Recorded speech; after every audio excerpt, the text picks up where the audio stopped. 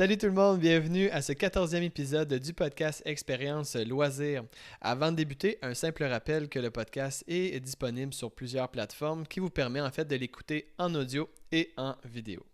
Donc aujourd'hui, j'ai le grand privilège d'accueillir Madame Linda Gagnon, qui est directrice culture, sport et vie communautaire pour la ville de Magog, mais en fait, elle est aussi membre du conseil d'administration de l'Association québécoise du loisir municipal à titre de directrice région Estrie. Donc, vous l'aurez sans doute deviné, aujourd'hui, on va parler de la QLM. Donc, moi-même étant un fervent amateur du loisir municipal, travaillant moi-même dans le loisir municipal, je vais vous avouer que j'ai eu tout qu'un feeling quand la QLM a décidé de se prêter au jeu. Donc, sur ce, c'est avec grande fierté que je vous souhaite un bon podcast et une bonne écoute. Ciao!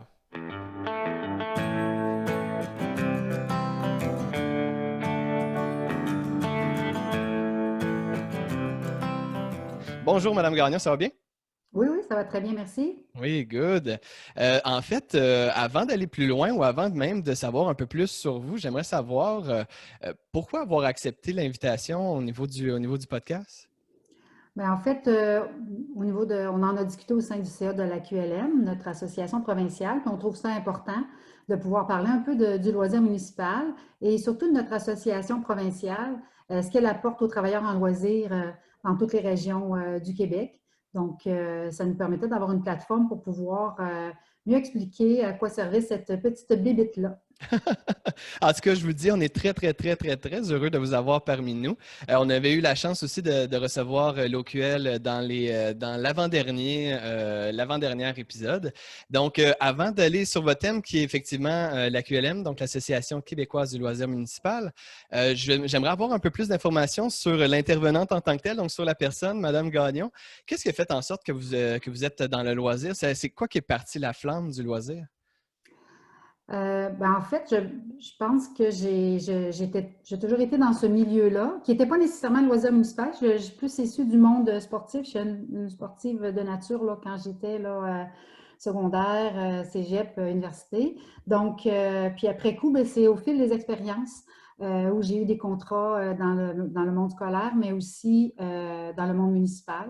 Donc, c'est des opportunités qui ont fait que je suis rendue où je suis en ce moment. Puis, ça va très bien. Donc, de participante à professionnelle, c'est ce que j'entends. Donc, est-ce que vous aviez déjà entrevu les fédérations comme étant un potentiel? Est-ce que vous avez déjà travaillé pour d'autres milieux que le milieu municipal? Oui, j'ai travaillé comme responsable des sports au Cégep Dieu Montréal et comme responsable de la vie OK. étudiante à Cégep André Laurando, mais c'était des contrats. J'ai travaillé aussi pour le Tour de l'île de Montréal et Vélo Québec. Donc, ça a été des petits contrats, soit des stages d'été ou j'ai travaillé aussi en camp de vacances. Donc, ça a fait en sorte que ça a créé des belles expériences pour moi. Puis c'est ce que je recherchais, pouvoir faire une différence dans un milieu avec mes compétences et avoir le goût d'aimer mon travail. Puis aujourd'hui, on va parler justement du loisir municipal. Donc, qu'est-ce qui vous a amené dans le loisir municipal? Puis qu'est-ce qui fait en sorte que vous restez dans le loisir municipal? En fait, ce qui m'a amenée dans le loisir municipal, c'est, ben, j'ai vu un emploi là, en Estrie. Ben, je viens de l'Estrie, mais j'avais quitté quelques années pour Montréal. Quand j'ai voulu revenir en Estrie, il y avait un emploi disponible. J'ai postulé, j'ai eu l'emploi. Donc, c'était à la municipalité du canton d'Ascot, maintenant annexée OK. là, avec la ville de Sherbrooke. Donc, petite municipalité avec bon, ses particularités, grand territoire, anglophone, francophone. C'était vraiment un beau défi. Ça m'a permis de connaître le loisir municipal plus en région, si on veut, donc avec les particularités de territoire et de budget. Donc, puis après coup, ben, j'ai migré vers la municipalité de Magog là, parce qu'il y a eu une opportunité et ça a fonctionné. Ah, fantastique. Mais en fait, on a disons, l'opportunité qui a fait en sorte qu'on ait un emploi municipal. Moi aussi, je suis présentement en emploi dans une ville. Donc, c'est un peu le même parcours, une opportunité là, qu'on a pu Ben saisir par oui. rapport à ça, effectivement. Puis Puis, souvent, tu reçois des invitations aussi, puis tu exact, sais, tu te fais inviter à postuler. Puis exact. j'avais pas nécessairement de plan de carrière fixé d'avance, moi, OK? dans ma vie, là. Donc, je suis très heureuse de mon cheminement professionnel, mais ce n'était pas quelque chose nécessairement dont je rêvais depuis ma tendre enfance. Ben, le loisir municipal est des fois moins sexy que le sport ou même des fois même le communautaire parce qu'on touche vraiment à tout. Des fois, il y a des enjeux peut-être politiques, puis on va pouvoir en parler aussi tantôt, tantôt, la relation avec les élus, les dossiers qu'on a de notre côté aussi, les pouvoirs qu'on a à titre d'intervenant aussi. Euh, donc, dans le fond, l'opportunité a fait en sorte que vous êtes aujourd'hui au poste que vous avez à la ville de Magog. Puis, Oui. pourquoi avoir postulé, en fait, pour le poste du conseil d'administration au niveau de la QLM? Ben, en fait, je fais partie de notre table régionale, les travailleurs en loisirs, et je participais aussi à la formation annuelle, le congrès annuel de la QLM, et il y avait tu sais, la possibilité là, de représenter la région. Puis je trouvais ça intéressant de pouvoir mieux connaître ma région, les particularités, tout ça. Puis d'avoir une vision plus globale aussi du loisir municipal au Québec, ça m'interpellait. Puis, ben, c'est ça, j'avais aussi l'ouverture de mon employeur pour pouvoir siéger au niveau provincial. Puis, je trouve qu'au niveau professionnel aussi, c'est intéressant. Donc, de voir un peu comment ça fonctionne ailleurs et en même temps d'avoir un certain pouvoir sur le développement de cette association provinciale. Euh, je trouve que dans le fond, de voir les enjeux du loisir municipal avec une autre vision plus Mhm. globale, ça m'interpellait aussi. Ben, entre vous et moi, vous représentez la plus belle région, donc ça, C'est clair, je suis je suis très d'accord, objectif, comme vous pouvez voir, là. d'accord avec toi. Donc, l'Association québécoise du loisir en fait, a parti, si on veut, le bal le 1er octobre 1999. Oui. Donc, comment est-ce que c'est parti un peu la QLM? Qu'est-ce qui a fait en sorte que ça a levé? Mais en fait, c'est la fusion de deux associations qu'il y avait avant. On avait une association des directeurs et directrices du loisir municipal. Donc, c'était une association que de direction, de directeurs. Et en parallèle, ça c'est né en 1965. Puis en parallèle, il y avait le regroupement du québécois du loisir municipal, où là, ça regroupait beaucoup plus les professionnels en loisir municipal. Donc, on peut s'entendre que la plupart des enjeux se ressemblaient. Et puis, souvent, on travaillait en collaboration. Donc, ça faisait quelques années qu'on réfléchissait, on étant, je parle plus de mes prédécesseurs, là, Mhm. j'arrivais moi à ce moment-là dans le monde du municipal. Donc, ça a fait en sorte que, pourquoi pas, s'unir pour mettre nos forces en commun. Puis de toute façon, souvent, on pouvait retrouver les mêmes services de loisirs dans les deux associations. Donc, ça fait que, dans le fond, en 99 est née l'Association québécoise de loisirs municipal, où tous les membres sont des travailleurs en loisirs, qu'ils soient gestionnaires professionnels, directeurs, animateurs, coordonnateurs. Dans le fond, tout le monde peut être membre. Puis, en fait, de 1999 à aujourd'hui, 2020, avant de se rendre à aujourd'hui, qu'est-ce que la QLM? C'est quoi les grosses étapes qui ont formé la QLM pour se rendre en 2020? En fait, la QLM, c'est un regroupement de travailleurs en loisirs. L'objectif, finalement, c'est de pouvoir mieux desservir nos membres, comme chaque association de membres. Si on veut, nous, c'est les municipalités qui sont membres, là, en passant. Et puis, ben, il y a eu beaucoup de dossiers, le livre vert, le livre blanc, où on a fait des mémoires, où on a participé finalement à la direction que prenait le loisir municipal. On est quand même de plus en plus écouté par les différents ministères qui touchent le loisir municipal. C'est assez large, le loisir municipal, hein, ça touche le communautaire, le sport, le socio-récréatif, la culture. Donc, on porte plusieurs chapeaux. On soutient beaucoup le milieu associatif aussi, donc tout ce qui est bénévolat, formation, soit entraîneur, bénévole, etc. Donc, on est, on est de plus en plus, si on veut, écouter. Puis, on représente aussi les enjeux que vivent nos municipalités, autant les grandes villes que les petites municipalités. On travaille en collaboration aussi avec les URLS ou avec les autres associations qui touchent de près ou de moins près au loisir municipal. Donc, c'est important. On n'est pas là pour être les meilleurs au Québec. On est là Mhm. pour défendre nos membres, puis travailler en concertation, puis essayer de faire en sorte qu'on ne se dédouble pas dans nos différents mandats et missions. On a bien vu ça aussi dans le cas de la COVID, où on a essayé de travailler en concertation. On était un lien important avec les différents ministères. On était en lien avec l'Union des municipalités du Québec aussi pour tout ce qui touchait le loisir municipal. On l'a bien vu au niveau de la problématique des camps de jour.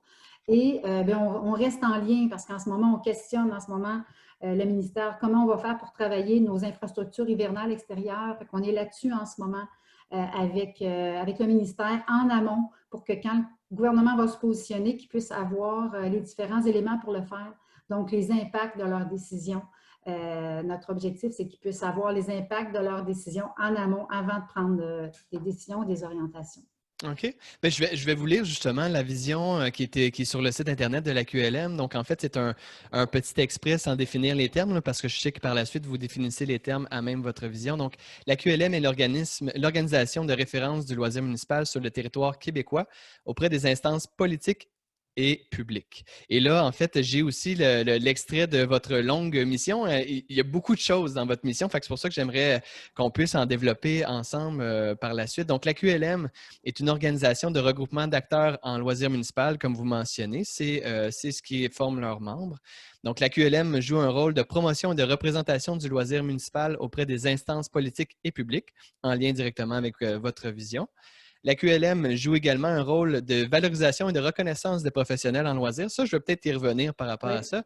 Et la QLM voit au développement des pratiques et au partage des expertises en offrant, en partenariat et en concertation, des programmes et des services au bénéfice de ses membres dans l'intérêt du droit et de l'accès du loisir pour tous. Donc, comme je mentionnais, une très, très, très, très, très longue mission. Donc, si on résumait ça aujourd'hui en 2020, qu'est-ce que ça mange en hiver? On en a quand même mentionné beaucoup en termes de devenir une référence, en termes au niveau du politique, de devenir un certain, ben, encore une fois, une référence, de répondre aux besoins des membres. Mais en 2020, une année très chaotique, qui est impactée par la pandémie, comment est-ce qu'on voit le QLM? Où la QLM se situe par rapport à ça?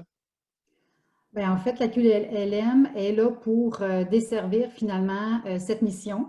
Donc, pandémie et non pandémie, c'est sûr que comme vous dites, depuis mars, tout le monde a changé ses façons de faire. Nous, on essaie de s'ajuster pour rendre quand même accessible le loisir à la population. C'est la qualité de vie finalement des citoyens qui nous interpellent. Tous les travailleurs en loisir vont vous le dire. Donc, comment on peut mobiliser le milieu, comment on peut faire avec ce qu'on a au niveau de nos forces, de nos opportunités dans chacun de nos milieux pour pouvoir donner accès à nos infrastructures extérieures, intérieures pour la population. Comment on peut faire plus avec ce qu'on a. Donc, c'est un peu le rôle des travailleurs en loisirs, hein, de mobiliser, de créer, de pouvoir offrir et de vendre à nos conseils municipaux les bienfaits de l'activité physique, du loisir, de la culture au sein d'une communauté. Donc, en temps de pandémie, c'est d'autant plus important de le faire malgré toutes les contraintes. C'est pour ça que l'expertise des travailleurs en loisirs, la créativité, elle est à sa place en loisir municipal parce qu'on a vu vraiment des belles choses se faire dans différents milieux au début, en fait, de la pandémie, puis même en ce moment. L'offre d'activités culturelles, l'offre d'activités récréatives. Donc, c'est ça. Moi, ce que je peux peut-être dire aussi, c'est que, comme vous avez dit dans un des éléments de la mission, la valorisation des professionnels en loisirs, c'est important, et la reconnaissance. Donc, on a des programmes de reconnaissance, des programmes annuels où chacune des municipalités, dépendamment de leur grandeur, peuvent déposer des projets qui sont reconnus annuellement et qui sont mis aussi en évidence là, sur nos différents médias d'information. Donc, on valorise aussi les professionnels en loisirs de par leur année d'expérience, mais c'est un petit coucou qu'on souhaite faire aux gens qui persistent dans le monde du loisir. Les fameux trophées transparents qu'on reçoit après 5 ans, je crois, après 10 Exactement, ans. 5, 10, 20, 30, et les ovations qu'on reçoit lors de nos congrès annuels. Donc, les congrès annuels, c'est vraiment quelque chose d'important parce que souvent, on travaille en loisir, chacun dans notre milieu. C'est pas rare de voir des milieux où ils se partagent un travailleur en loisir. Donc, la personne est pas mal seule dans sa sphère d'activité. On n'a pas la chance d'avoir une équipe comme vous à Sherbrooke et moi à Magog, mais c'est toujours intéressant de pouvoir partager avec les pairs. Donc, les congrès annuels sont beaucoup prisés et on essaie, là, ils se déportent dans plusieurs régions. Il y a des comités organisateurs locaux, mais tout ce qui est formation, ce qu'on veut offrir comme formation, c'est pris en charge là, par l'association provinciale pour s'assurer d'année en année qu'il y ait un genre de suivi. Et ça décharge aussi les organisations régionales qui voient accueillir les congrès année après année.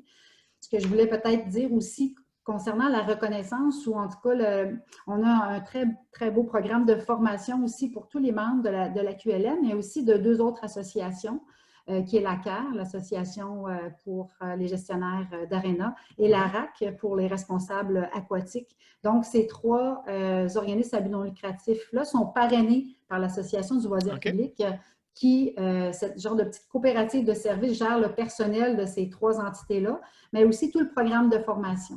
Donc, c'est important de le dire parce qu'avant, chacun avait sa formation, puis c'est tous des travailleurs en loisirs dans des sphères différentes, mais souvent, ils touchent à plusieurs sphères. Donc, le programme de formation est accessible ou il est offert à tous les membres de ces 3 corporations dépendantes-là. Et vous, votre rôle à travers, parce que c'est quand même une grosse bébite, là, c'est provincial. Vous, à travers de tout ça, c'est quoi votre rôle? Comment est-ce que vous le jouez, votre rôle à la QLM?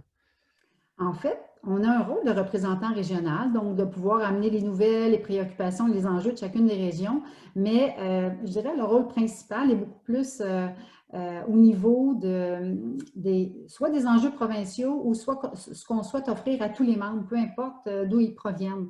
Donc, c'est un peu comme le rôle d'un conseil municipal qui doit prendre des décisions de ville, mais que les élus représentent chacun de leur secteur, si on veut. Okay. Donc, ramènent les problématiques, mais les décisions devrait se prendre pour toute la ville en général.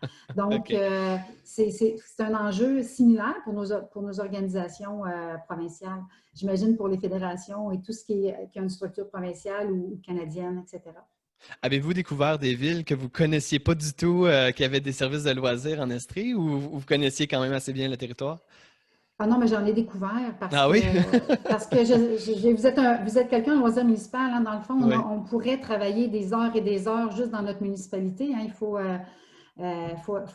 gérer nos priorités et nos heures de travail, mais ces rencontres régionales-là nous permettent de rencontrer des personnes vraiment très, très, très intéressantes. Moi, c'est sûr que ça fait plusieurs années que je suis dans le métier, donc je vois vraiment de la relève, une très, très belle relève.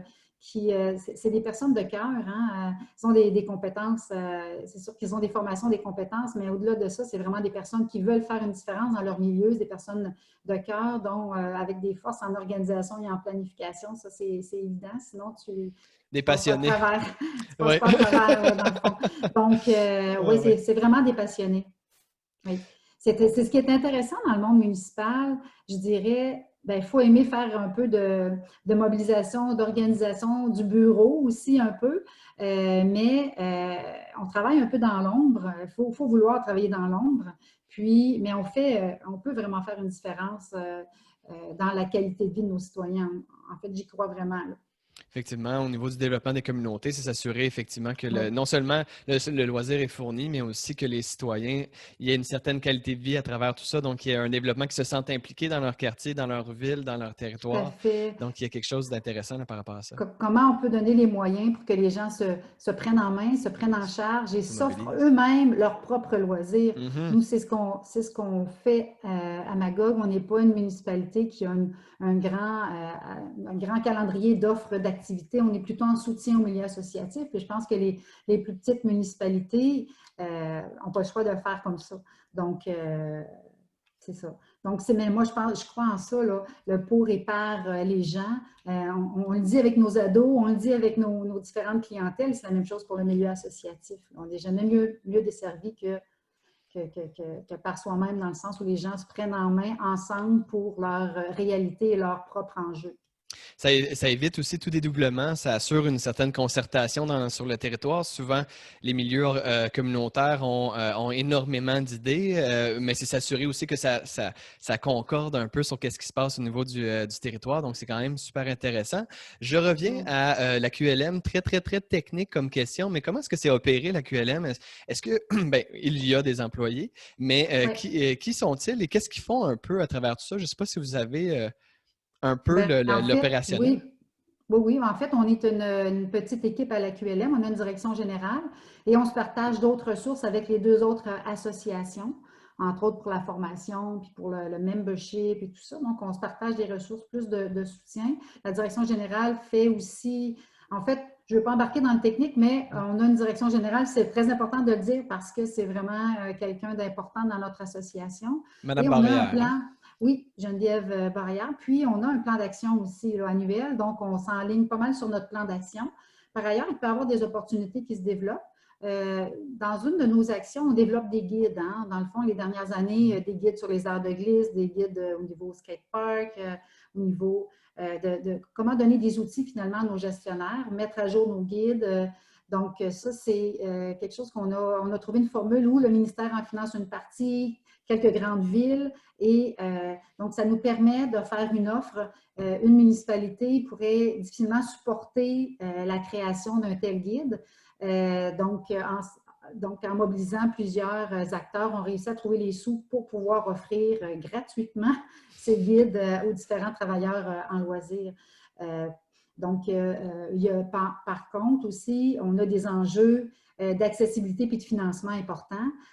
Donc, ça aussi, on est présent, puis on souhaite faire entendre au ministère les bienfaits du loisir municipal, dans le fond. Donc, est-ce que je comprends que si je vous posais la question, comment est-ce que la QLM est financée, est-ce que c'est principalement par le gouvernement du Québec? Est-ce que c'est par les municipalités dû à un membership X? Ou comment est-ce que ça se produit pour ce qui est du Bien, j'ai financement? une très bonne question. En fait, on n'a pas de financement à l'opération par le ministère.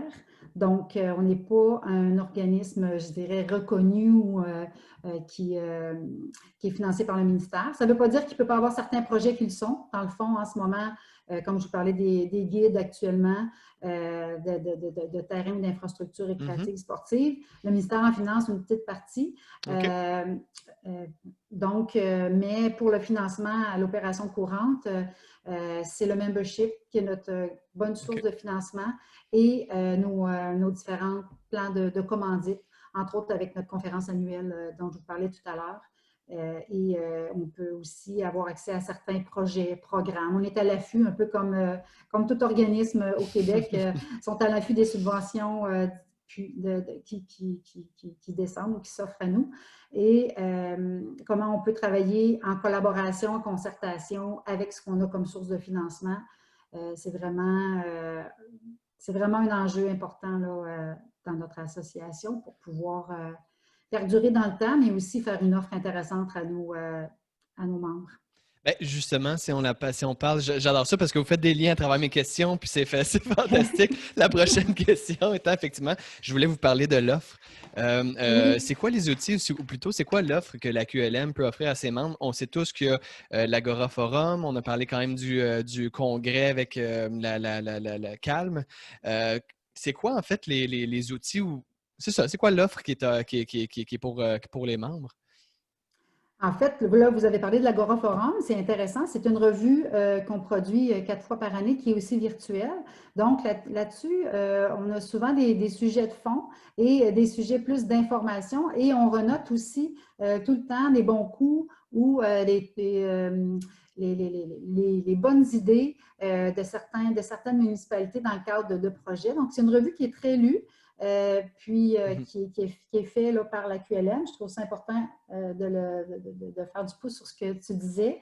Dans le fond, il y a le programme de formation aussi qui nous demande quand même pas mal d'énergie, mais qui répond vraiment à un besoin. On le voit de par sa popularité. Notre conférence annuelle dont je parlais tout à l'heure, mais nous, on est aussi une référence pour les membres qui veulent avoir d'informations. En ce moment, on est en train de travailler sur le traitement des professionnels en loisirs. Donc, on a fait une analyse. On est en lien aussi avec l'Observatoire du loisir municipal, avec l'Université de Trois-Rivières aussi, dans laquelle on s'associe régulièrement pour des études un peu plus approfondies sur des enjeux de loisirs municipal. Donc, on essaie d'être une référence, de pouvoir répondre à nos membres. Donc, on le fait dans le cas du COVID pour la réalité de nos travailleurs en loisirs et on le fait là, en fonction de ce qui se passe dans le milieu. On est membre aussi de l'Association canadienne des parcs et loisirs. Ça, je trouve ça important de le dire Oui, oui. parce que c'est quand même important. C'est une partie de notre budget aussi qui s'en va à l'Association canadienne, mais ça nous permet aussi d'avoir une vision encore plus élargie au niveau canadien sur les préoccupations des parcs et des loisirs. Ça nous donne un peu de l'information de comment ça fonctionne dans d'autres provinces, si on veut. En ce moment, c'est la QLM qui est membre pour le Québec de cette association nationale. OK. OK. Et excusez-moi, vous m'avez pris. En fait, au niveau de l'association nationale, donc j'imagine que chacune des provinces a. Est-ce que l'équivalent de la QLM existe pour chacune des provinces? Non, l'équivalent de QLM n'existe pas pour chacune des provinces. La plupart des provinces ont des structures financées par leur ministère. Donc, un peu comme nos URLS qui sont financés par le ministère, chaque province a ses structures un petit peu différentes. Certaines provinces se ressemblent, mais il n'y a pas d'autres provinces qui ce sont des associations professionnelles. C'est plus des associations d'organismes. Ah, OK. OK. Comme Donc, nos fédérations, puis oui, que je comprends puis bien. des structures là, régionales, OK. provinciales, oui, c'est ça. Donc, c'est ça. Moi, ce que je voulais dire aussi, c'est un des services qu'on offre, là, c'est le DAFA, la Formation formation d'animateur. de nos animateurs. C'est un dossier à laquelle on a mis beaucoup d'énergie les dernières années, mais qui porte fruit. Donc, qui continue de se poursuivre avec notre association des camps du Québec, les URLS, etc. Mais c'est quand même quelque chose qu'on a travaillé très, très fort les dernières années, puis qui porte fruit au niveau de la qualité de l'offre de nos camps de jour. Donc, c'est quelque chose qui est intéressant parce que c'est vraiment, ça part vraiment des régions. C'est une structure intéressante. J'en ai beaucoup entendu parler de la formation d'AFA. Moi, malheureusement, un peu comme la réforme scolaire, quand j'étais animateur, la formation d'AFA arrivait, puis moi, je devenais coordonnateur. Donc, il y avait comme des éléments où est-ce que j'ai pas eu la chance de la suivre, mais j'en ai beaucoup entendu parler en bien de cette formation-là. Moi, demain, je souhaite m'impliquer au niveau de la QLM. Je suis un jeune fringant nouveau en loisirs, que ce soit technique, que ce soit professionnel. Je souhaite m'impliquer au niveau de la QLM. Est-ce que je peux? Et si oui, comment? Ah ben, il y a deux possibilités. C'est soit que je vous mets en lien avec Geneviève pour voir s'il n'y aurait pas des projets, mais vous en parlez à votre délégué régional qui est moi pour vous. Donc, moi, ce que je peux voir aussi, c'est souvent on a des dossiers où on demande des personnes pour pouvoir siéger sur certains comités qui font cheminer certains dossiers. Donc, des fois, on a en ce moment, on travaille aussi à comment mieux informer nos jeunes qui étudient en loisirs, nos techniciens en loisirs ou nos récréologues, sur les possibilités d'emploi ou c'est quoi le loisir municipal. Donc, on a un comité qui travaille là-dessus, à essayer d'aller dans le cadre de stages ou de cours, aller informer les gens comment pouvoir être en lien avec les différents dans nos différents cégeps et universités. Donc, on a souvent besoin de personnes qui veulent s'impliquer à développer des projets ou à rendre à terme parce que dans le fond, c'est quand même du temps et notre staff n'a pas le temps de tout faire ça. Donc, on s'investit. Moi, je fais partie du comité de l'Agora Forum, donc le contenu et tout ça. J'ai fait partie aussi du plan, notre plan stratégique de développement et d'autres comités. À un moment donné, il fallait faire un mémoire aussi sur le communautaire. Donc, j'ai chaisé sur ce comité-là. Donc, je regarderai ce qui vous anime, vos compétences, puis je ferai du pouce avec les possibilités d'implication au niveau provincial. C'est ce que je Parfait. fais. Puis, ce qui est demain aussi important, c'est effectivement, on est tous des passionnés en loisirs et là, on vient de le voir encore plus, c'est-à-dire que toute cette implication-là, elle est bénévole. Oui, tout à fait. En fait, elle est bénévole. C'est sûr que moi, je me trouve à être dégagée un peu quand que je vais passer une journée en conseil Mhm. d'administration. Là, je suis prêtée par la ville, si on veut. Donc, Mais si ça se poursuit le soir ou la fin de semaine, ben c'est sûr que c'est sur mon temps bénévole. OK, OK. Et justement, au niveau des différents défis par rapport, on parlait un peu de recrutement, peut-être au niveau de la rétention, au niveau des ressources humaines, là, pas forcément dans vos employés, mais aussi en termes de bénévoles qui s'impliquent dans les projets. C'est quoi les défis principaux de la QLM? Ben, en fait, on a les mêmes défis que les municipalités, hein. C'est d'aller chercher, d'aller recruter. Euh, je pense qu'on le vit un petit peu moins en loisir que dans d'autres sphères d'intervention. Il y a certaines municipalités qui ont de la difficulté à trouver, entre autres, leurs animateurs et leurs sauveteurs. On a des Mhm, problématiques d'étudiants l'été. Ça, je pense que c'est notre réalité. Les postes à temps plein permanents dans une municipalité, un peu plus facile à combler, selon moi. Mais tout ce qui est poste temporaire, nos étudiants d'été, certaines municipalités ont été obligées de fermer leurs plages parce qu'il n'y avait pas de sauveteurs formés. Ça, c'est une problématique importante. Donc, on a travaillé là-dessus il y a quelques années, 3 ou 4 ans. Puis, dans différentes régions, il y a eu des belles initiatives, ce qui nous permet en ce moment, région par région, de pouvoir contrer ça. Mais il y a encore des municipalités qui ont de la difficulté à aller recruter des mhm. sauveteurs et des animateurs, parce qu'avec la pandémie qu'on a vécue cet été, ça n'a pas été très facile pour les animateurs. C'est vraiment pas l'emploi rêvé d'être animateur en temps de pandémie. Et on regarde ça aller. Puis moi, je re-questionne beaucoup. J'appréhende en fait l'été prochain. Donc, je pense qu'il va y avoir une problématique en recrutement d'animateurs l'été prochain si on travaille avec les mêmes règles que cette année, au Surtout même que tarif horaire. Effectivement, puis surtout, ben, je pense que vous venez de le dire, surtout que les employeurs se battent en quelque sorte, ou se sont battus cet été en quelque sorte par rapport au recrutement en lien avec la PCU.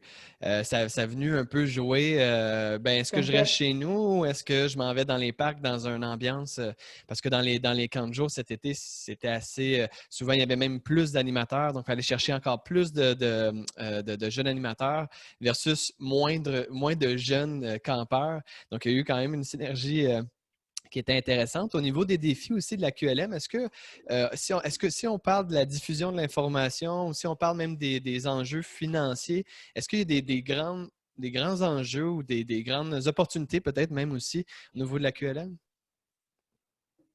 Bien, en fait, l'important pour nous, c'est de pouvoir répondre aux besoins des membres. C'est pour ça qu'on fait régulièrement des sondages à nos membres et qu'on est à l'affût des enjeux du loisir municipal. Ça fait partie de notre mission. On a quand même 1900 membres. On dessert quand même plus de 300 municipalités. Donc, je pense qu'on répond à un besoin. C'est sûr que les enjeux de financement, on les vit. Dans le fond, les municipalités, de plus en plus, regardent vraiment à la loupe les dépenses et tout ça. Mhm, Donc, juste le membership, souvent, une municipalité peut être membre que d'une association. Donc, le professionnel en loisir doit faire le choix entre est-ce que je suis membre de la CAR, de la QLM, de la RAC mhm. ou autre. Donc, ça, c'est un enjeu qu'on regarde actuellement au niveau là, de notre association. Sinon, ben, c'est les mêmes enjeux là, que ce qu'on vit dans nos propres municipalités. Ben, j'imagine aussi que Ouais, c'est vécu au niveau provincial. OK. Puis bon, les commandites aussi, dans le fond, nous, notre revue annuelle, elle s'autofinance presque par la publicité et tout ça, comme la plupart des revues Mhm. d'associations.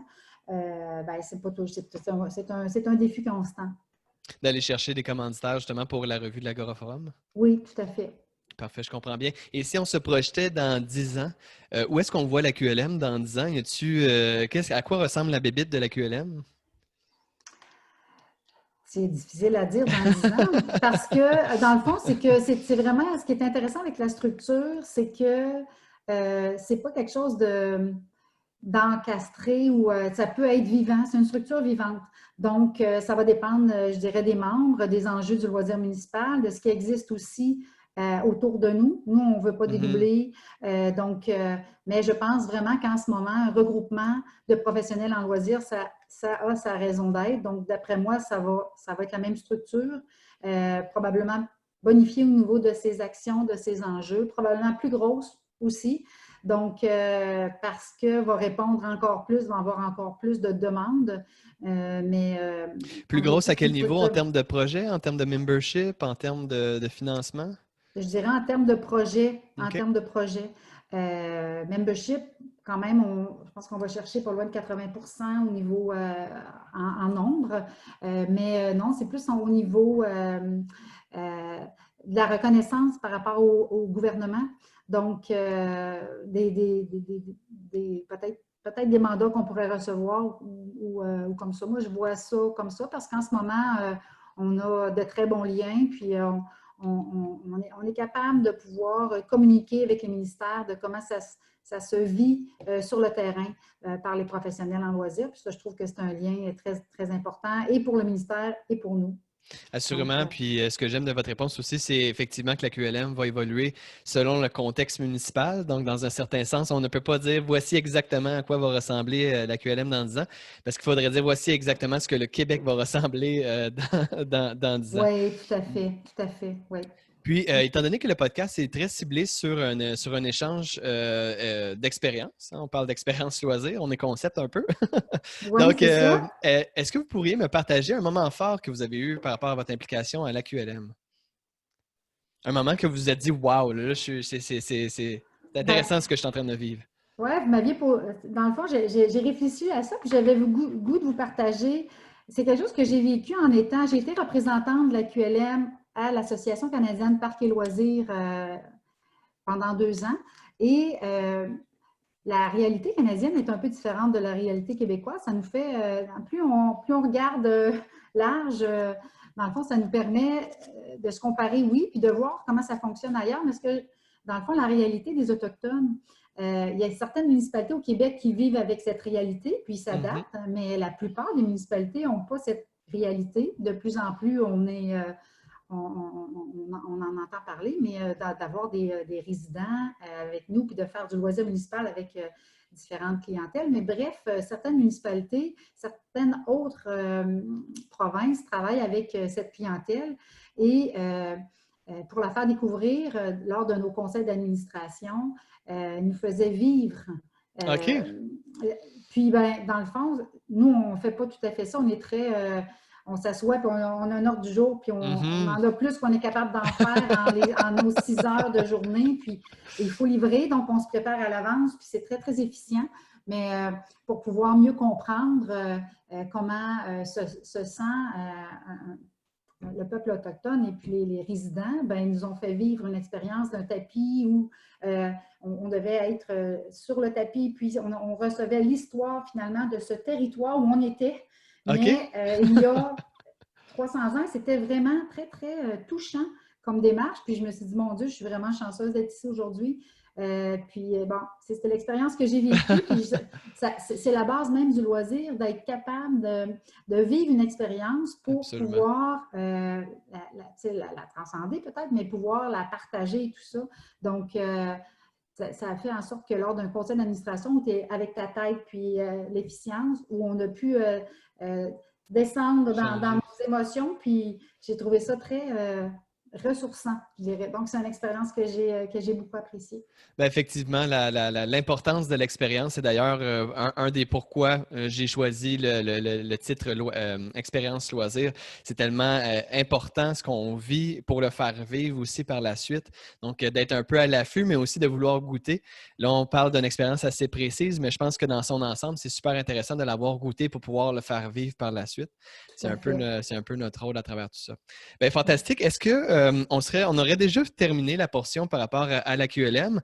Parfait. J'aimerais savoir si vous aviez une question à la communauté du loisir. Est-ce que vous aimeriez poser une question aux abonnés du podcast? Ben oui, peut-être que s'il y a une période d'échange éventuelle, j'aimerais bien savoir ce que les abonnés du podcast connaissent du loisir municipal, puis en quoi on pourrait être, s'ils avaient des conseils à donner sur notre rôle de professionnel en loisir, quels seraient ces commentaires, ces suggestions, etc. Oui. Parfait. Donc, pour tous ceux et celles qui écoutent, je vous invite à commenter, que ce soit sur la page Facebook ou que ce soit sur le lien YouTube aussi. Donc, allez commenter. Puis, advenant le cas qu'on voit plusieurs échanges, on pourra pouvoir aussi transmettre à la QLM par la suite sans problème. Donc, un grand merci Parfait. pour cette question. Maintenant, je vous amène dans un côté créatif parce qu'on a quand même tous un grand côté créatif ou veut pas en loisir. Oui. Je vous amène en fait la QLM. La QLM, je vous donne un budget illimité. Vous devez me dire à quoi ressemble la QLM avec un budget illimité et selon vous, qui seraient peut-être les 4 à 5 joueurs qui, selon vous, vous aimeriez travailler avec un projet illimité au niveau de la QLM? Est-ce que vous avez des personnes en loisir que vous, tout de suite, ils vous viennent en tête parce que vous aimez travailler avec cette personne-là? J'ai pas beaucoup réfléchi là, par rapport à votre question. Euh, Dans le fond, si j'avais un budget limité, tout le monde serait membre de la QLM, tous les travailleurs en loisirs, ça c'est sûr. On aurait une plus grande structure pour mieux répondre aux besoins des travailleurs en loisirs, en formation, en représentation. Euh, et puis, je mettrais aussi de l'énergie pour mobiliser tous ceux dont la cause est le loisir municipal, l'accessibilité à la santé, si on veut, en prévention, parce que c'est vraiment par les activités de loisirs, sport, plein air, qui, selon moi, c'est une grande partie de la prévention de la santé au Québec. Donc, de faire la bascule vers la prévention plutôt OK. que vers les soins après coup. Donc, j'axerais vraiment ça à ce niveau-là si j'avais un budget limité. Puis oui, j'irais chercher des artistes, j'irais chercher aussi des sportifs, des personnes connues et non connues. Parce que dans le fond, c'est très intéressant d'avoir des personnes connues qui ont des belles valeurs, ça Mhm. porte, mais il y a tellement de personnes qui le sont moins et qui sont très, très porteurs de bonnes nouvelles et de façons de faire que j'irai chercher ces personnes, puis je donnerais aussi, si j'avais un budget limité, je partagerais avec les petites communautés qui Mm. n'ont pas ce budget. Effectivement. Donc, pour pouvoir qu'ils puissent offrir à leurs citoyens Mhm. euh, cette possibilité de faire du loisir municipal au moins quelques heures par semaine. C'est super intéressant. Puis, est-ce que vous avez des personnes qui, que ce soit dans votre entourage, que ce soit des personnes avec qui vous avez été formés en loisir, y a-t-il des personnes qui vous aimeriez partir un projet justement en loisir? Y a-t-il des noms qui vous viennent en tête? Ben oui, ben, c'est sûr qu'on regarde dans notre entourage des personnes qui sont mobilisatrices, mais qui sont créatives et qui ne comptent pas leurs heures.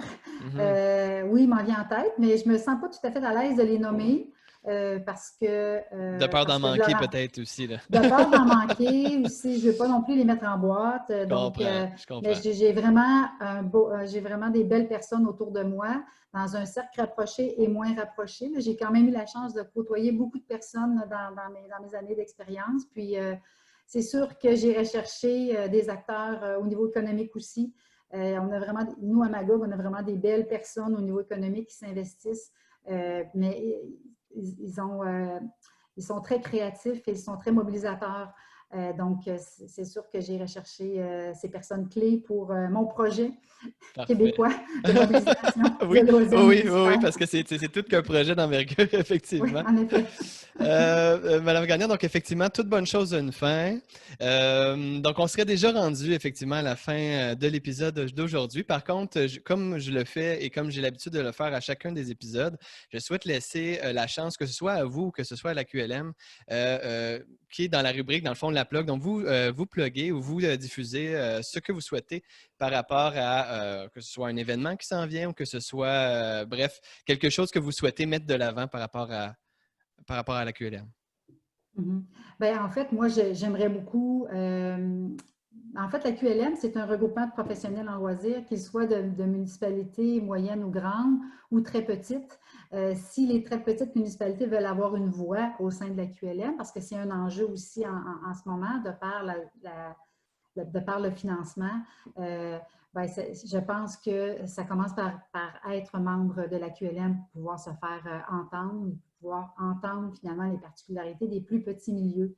Donc, c'est sûr que le membership, c'est la première chose à faire pour s'assurer que la QLM puisse perdurer dans le temps.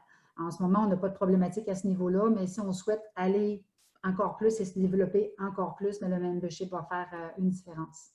Donc, un grand message à toutes les municipalités qui ne sont pas encore membres de la Tout QLM. à fait. N'hésitez pas à venir vous joindre à nous, à notre belle grande communauté qui est la QLM. Madame Gagnon, un énorme merci à vous, un énorme merci à la QLM, l'Association québécoise du loisir municipal. Ce fut fort agréable. J'espère que vous avez apprécié votre expérience.